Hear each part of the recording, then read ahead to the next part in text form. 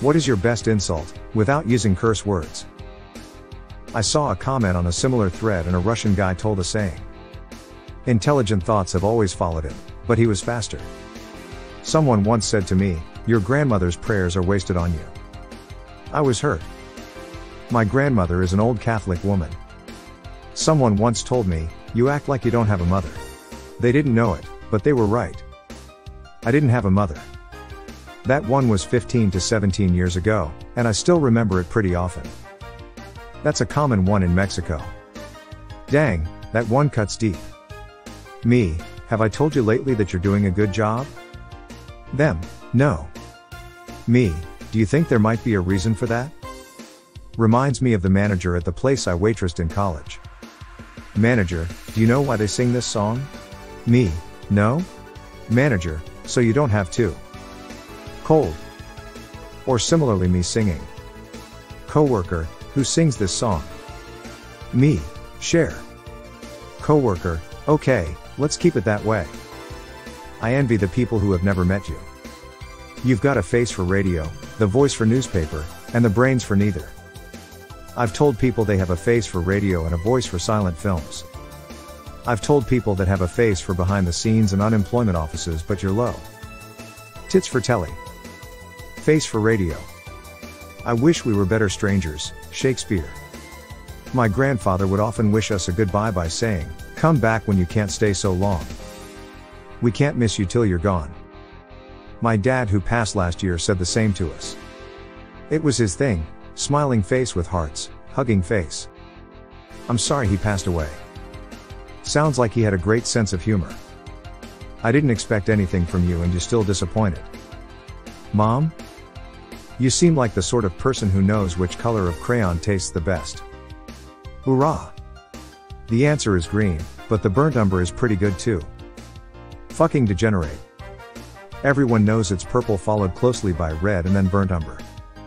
Burnt umber, raw umber, nobody knows how to cook umber. When someone does something dumb, I usually just drop I guess that was an option. Put it technically in there for extra damage. I've been called worse by better. Reminds me of Tolkien, Bilbo. I don't know half of you half as well as I should like, and I like less than half of you half as well as you deserve. Being insulted by Tolkien probably felt like being crushed to death by silk. Second-hand story, can't verify the authenticity and may get some of the terms wrong as I am not in the military. Enlisted soldier who was a combat veteran went to OCS to become an officer. Someone younger and further along was harassing him and the veteran turned and said, I've killed better men than you, and walked off. If you had one more brain cell, it would be lonely. There really are no gaps in your ignorance. Reminds me of. Well, my days of not taking you seriously are certainly coming to a middle. / Captain Mall, Firefly. You weren't burdened with an overabundance of schooling. Malcolm Reynolds. That's my favorite English insult from Firefly. That's a great one. Does he say it wearing a bonnet? I can't remember. Time for a re-watch. Smile. You're the reason shampoo bottles come with instructions. You look like a magician whose only trick is turning Bud Light into domestic violence. You're like a magician, when you disappear everyone cheers. Into domestic violence. Man, that's hard-hitting. Really hits home. It smacks of intensity. You're a great conversation topic. Not when you're here but when you leave. Everyone brings joy to this place. Some by entering, and some by leaving. Some people bring joy wherever they go, and some, whenever they go. I'm led to believe that's Oscar Wilde. If, with illiterate, I am impelled to try an epigram, I never seek to take the credit, we all assume that Oscar said it. Dorothy Parker. You couldn't find water if you fell out of a boat. And then the smartass rolls around and says, depends on where the boat is.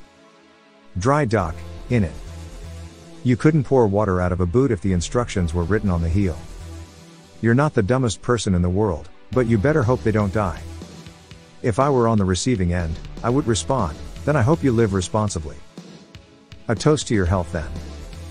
Perfect. This is the sort of witty banter that would never happen in real time. Lol. You're 7 pennies short of a nickel. What does this even mean? For non-Americans, a penny is worth cent 1 and a nickel is worth cent 5. So this person is worth cent 2. And, by extension, this is referencing an idiom of someone giving their 2 cents or opinion, effectively saying, no one asked for your 2 cents, or, your 2 cents aren't worth anything. It's minus 2 cents, so it's really saying your opinion is worth less than nothing. You're as useful as an ashtray on a motorcycle. Or favorite of my gramps, you're as useful as a sightseeing tour for the blind. As useful as a screen door on a submarine. As useful as a knit condom. About as useful as a one-legged man in an ass-kicking contest. Having you around is like losing 3 good friends. I heard someone talking about a garbage employee hiring him was like losing 2 good people. I heard this as having you in my team is like losing 2 good man and couldn't agree more. Because all my friends cancel when they hear you are coming too. No joke, I cut off 1 friend and 3 more rose up in his place. I don't have a social circle, I have a social hydra. You had so much potential. Stole this from an ex-girlfriend. It's not me, it's you. No way, it's you. Most of the comments in this thread either sound unnatural, too wordy, or doesn't actually deliver. This one is simple and cut so much deeper. I don't mean to sound condescending, that means talk down to you. I heard this in Jimmy Carr's voice. He did this joke together with a great patronizing bit. Some URL. I found a new way to be condescending. Oh really? What is it? It's when you talk down to people. I know what condescending means you. Cue understanding. Cyanide and happiness. Is your brain just an accessory? You still haven't installed the critical thinking DLC, have you? Stolen from Bob's Burgers. If she was a spice, she'd be flour. In the world of hot sauces, you would be ketchup. Out of all the flavors in the world, you chose to be salty. For Germans, that's not an insult because they consider ketchup spicy.